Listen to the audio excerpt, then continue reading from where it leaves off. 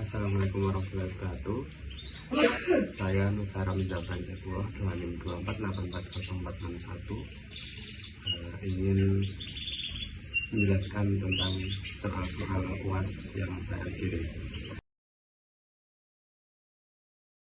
Nomor 1 yaitu konsep saya tentang kepemimpinan adalah kemampuan untuk mengarahkan, mengatur, serta menginspirasi orang lain agar dapat bekerja sama dalam tujuan yang sama. Karena kepemimpinan itu menurut saya, pemimpin itu adalah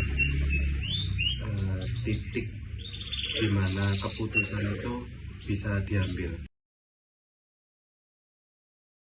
Saat SMA saya menjadi ketua kelas, itu terdapat lomba pada SMA saya. Lomba yang diselenggarakan adalah seperti pawai. Saya ditugaskan sebagai pemimpin dari pawai dari kelas saya sendiri. Di dalamnya saya mengatur strategi kostum hingga maskot yang ada di pawai nanti. Namun selain strategi, terdapat beberapa hal yang penting, yaitu kekompakan dalam tim. Karena jika tidak terdapat kekompakan dalam tim, maskot atau kostum itu akan luntur. Pada saat persiapan serta saat pelaksanaan pawai, saya mendorong rekan-rekan saya atau teman-teman saya untuk mempersiapkan kostum hingga maskot yang keluar dari rekan saya dan saya. Jadi di dalam kelompok itu tidak hanya saya yang mengeluarkan pendapat, tetapi rekan-rekan saya juga mengeluarkan pendapat, dan suara tersebut saya terima dengan senang hati. Karena masukan-masukan dari rekan-rekan saya itu sangat berfungsi bagi tim saya itu sendiri. Dan akhirnya setelah pawai itu dimulai dan selesai, kelas saya mendapatkan peringkat pertama, kelas yang paling kompak. Pada saat lomba pekan olahraga daerah, saya dipilih sebagai leader. Waktu itu saya melihat kemampuan teman-teman saya itu tidak melebihi dari saya. Maka dari itu saya memilih teman-teman saya untuk berlomba dengan musuh yang setara dengan teman-teman saya yang dimana itu di bawah kemampuan saya. Setelah pengumuman, poin yang saya dapatkan lebih rendah dari musuh saya. Saya kalah, teman-teman saya pun juga kalah. Hal itu disebabkan oleh ego saya yang tidak terpikirkan oleh logika.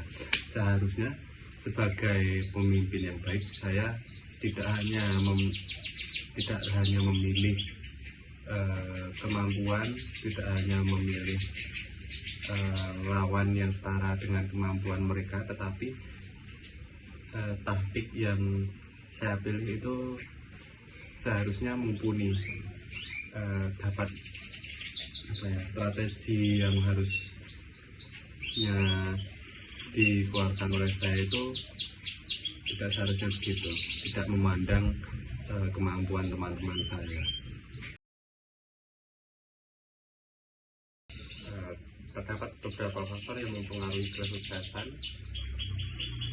yaitu mengatur ego merupakan salah satu faktor kesuksesan yang kadang ego tidak berlandaskan berdasarkan logika. Seperti sebelumnya saya menggunakan ego daripada logika.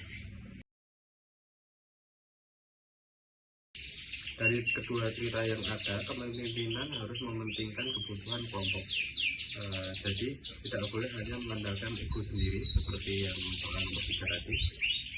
Lalu pemimpin harus mengambil keputusan yang paling baik bagi kelompoknya. Karena jika sudah terkumpul beberapa saran dan masukan, pemimpin itu harus menerima, tetapi harus memilah juga mana yang baik dan mana yang lebih baik. dalam bekerja tim pun terdapat orang-orang selain kita, maka dari itu kita harus menerima pendapat-pendapat orang lain yang mungkin awalnya kita tidak setuju, tapi hal tersebut harus dipikirkan secara logika agar hal tersebut dapat masuk ke dalam mungkin proyek yang akan kita jalani. Jadi masukan itu harus tetap diterima. Selanjutnya, visi pribadi saya adalah menjadi arsitek yang mempunyai ciri khas serta memiliki bisnis di sekitaran arsitek. Misi saya yaitu menghasilkan karya dengan ciri khas saya sendiri serta mempelajari bisnis di bidang interior. Tujuan pribadi saya adalah membantu orang yang membutuhkan dengan jalur arsitektur seperti mendesain suatu kawasan yang layak huni menjadi kawasan yang layak huni. Selanjutnya sasaran pribadi saya merupakan kepedulian dalam diri saya serta orang-orang yang membutuhkan. Jadi di dalam mendesain itu tidak hanya saya yang mendesain, tetapi juga kawasan yang akan didesain. Jadi seperti masukan-masukan dari misal warga gitu, warga itu membutuhkan sebuah RTH, maka saya akan mendesain RTH itu dengan cukup. Manusia itu terdapat kesadaran, dan sadar itu berbeda dengan hidup, karena kesadaran merupakan pikiran yang ada dalam otak. Itu belum tentu kita ucapkan. Seperti saya ini sekarang menyampaikan tugas UAS. Nah, sebenarnya pikiran saya itu belum tentu hanya di situ, bisa saja kesadaran itu memiliki pikiran lain seperti tugas-tugas yang belum saya kerjakan, itu bisa. Maka dari itu pada saat berdiskusi, pemimpin seharusnya sadar bahwa yang sedang ia lalui atau kerjakan. Dengan itu pemimpin dapat memberi keputusan yang tepat. Maka pemimpin itu harus sadar dengan apa yang ia sedang jalani. Pada saat itu saya memiliki konflik dengan rekan saya tentang apa fungsi kreatif park di kampus Amikom.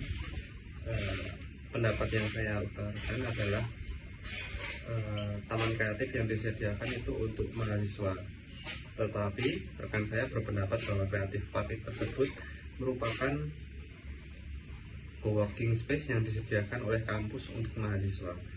Pada konflik atau perdebatan ini, saya dan rekan saya mengelola konflik tersebut, lalu menyimpulkan bahwa kreatif park tersebut merupakan ruang terbuka yang dapat digunakan berbagai hal.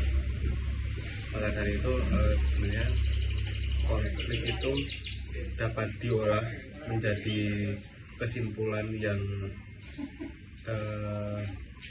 secara umum.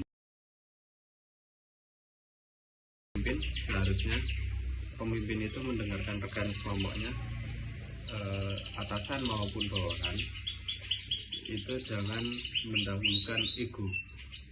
Itu. Terima kasih. Sekian dari saya. Wassalamualaikum warahmatullahi wabarakatuh.